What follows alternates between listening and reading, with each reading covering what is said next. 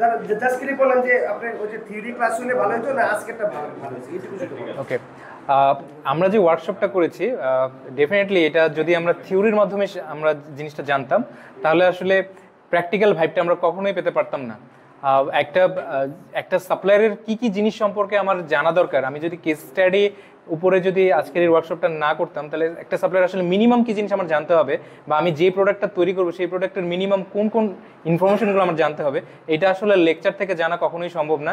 এটা ডেফিনেটলি এই ওয়ার্কশপের মাধ্যমে জানা সম্ভব হয়েছে এবং বিএচআরএমকে অবশ্যই ধন্যবাদ, কারণ বিএচআরএমই একমাত্র প্রতিষ্ঠান যে সবসময় এরকম ওয়ার্কশপ, থিসিস এবং প্রেজেন্টেশনের মাধ্যমে জিনিসগুলোকে হচ্ছে অনেক বেশি জীবন্ত করে তুলে সবার কাছে সবাই জিনিসটাকে অনুধাবন করতে পারে, মানে পুরো ব্যাপারটা রিয়েলিস্টিক হয়ে যায় এবং এটা আমাদের মগজে মস্তিষ্কে অনেক সময় ধরে এটা থাকবে আর কি।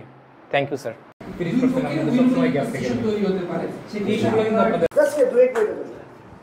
জি স্যার, ওই বিষয়টাই। হ্যাঁ, আসসালামু আলাইকুম। আজকে আমরা আসলে নেগোসিয়েশনের উপরে কিছু আমরা একটা প্রেজেন্টেশন করেছি, গ্রুপ ডিসকাশন।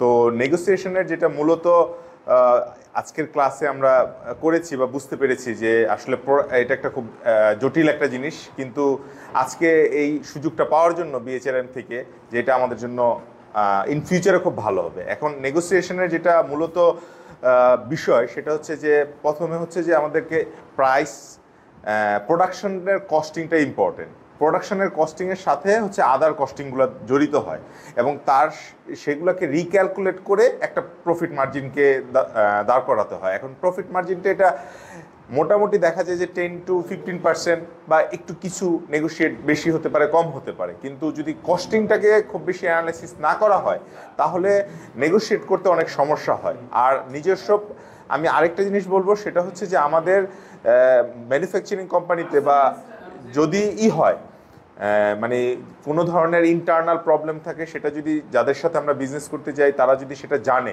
তাহলে নেগোশিয়েটে অনেক সময় সমস্যা হয়। যেমন আজকের অভিজ্ঞতা থেকে দেখেছি আমাদের কোম্পানিতে লিকুইডিটি একটা প্রবলেম ছিল, যার কারণে নেগোশিয়েট করতে যখন গিয়েছি এই জিনিসটা নিয়ে আমাদেরকে অনেক বেশি কোশ্চেনের মুখে আসতে হয়েছে এবং এখানে নেগোশিয়েট আমাদেরকে অনেক বেশি লুজিংও হতে হয়েছে, হ্যাঁ, যেটা আমাদের প্রবলেম। সো এটা শুধু একটা প্রবলেম দেখাইলাম, এরকম দেখা যাচ্ছে যদি মেজর কিছু বড় ইস্যু থাকে তখন কিন্তু নেগোশিয়েট করতে একটা বড় ধরনের সমস্যা তৈরি হয়। আচ্ছা, ভবিষ্যতে যদি আমরা করতে চাই তাহলে আমাদেরকে কয়েকটা জিনিস মাথায় রাখতে হবে।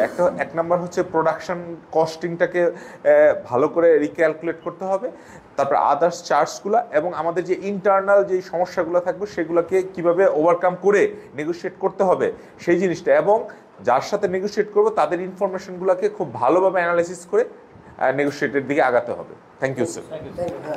আর কি বলবেন? 2 মিনিটের মধ্যে 1 মিনিট বলতে বলবেন কি শিখছেন এবং খুব বেশি কথা না, অল্প কথা। আসসালামু আলাইকুম। আজকে আমরা একটা নেগোসিয়েশন স্কিলের উপরে আমরা একটা ওয়ার্কশপ করলাম বিএচআরএমে। সো এইখানে আমি বাইং সেকশনে ছিলাম, বায়ার ছিলাম।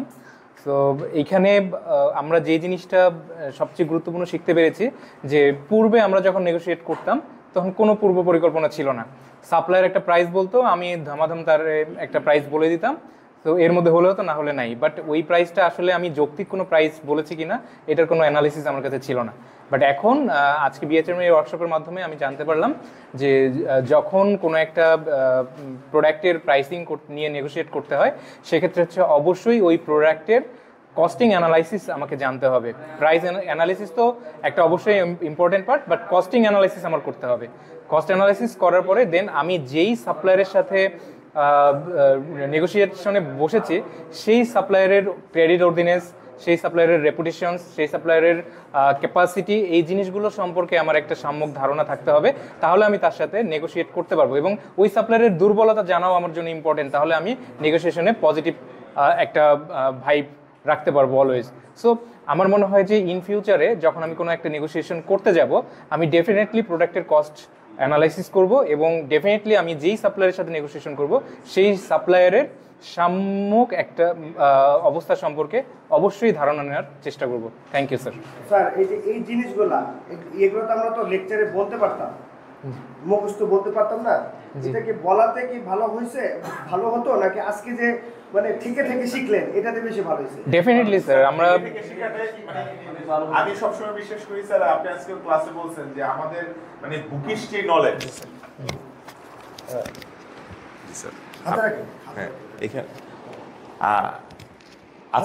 আজকে আপনি যেটা আমাদের ক্লাসে এটা ওয়ার্কশপটা করার আগে বলেছিলেন যে আসলে যে আমরা ক্লাসে ট্রেনিং বিভিন্ন জিনিসের যে এগুলোতে আসলে কতটুকু ইফেক্টিভ হয়। যে কোনো জিনিস স্যার ফিজিক্যালি যখন আমরা করা হয় সেটা লং টাইম ইফেক্টিভ থাকে। আজকে যে নেগোসিয়েশনের যদি আপনি ক্লাসে আমাদের 1 ঘন্টারও লেকচার দিতেন, আর আমরা এখন যেটা 1.5 ঘন্টার উপরে যেটা করেছি সেটা আমাদের অনেক বেশি ইফেক্টিভ হবে, কারণ এটা একটা বাস্তব অভিজ্ঞতার ভিতর দিয়ে গিয়েছি।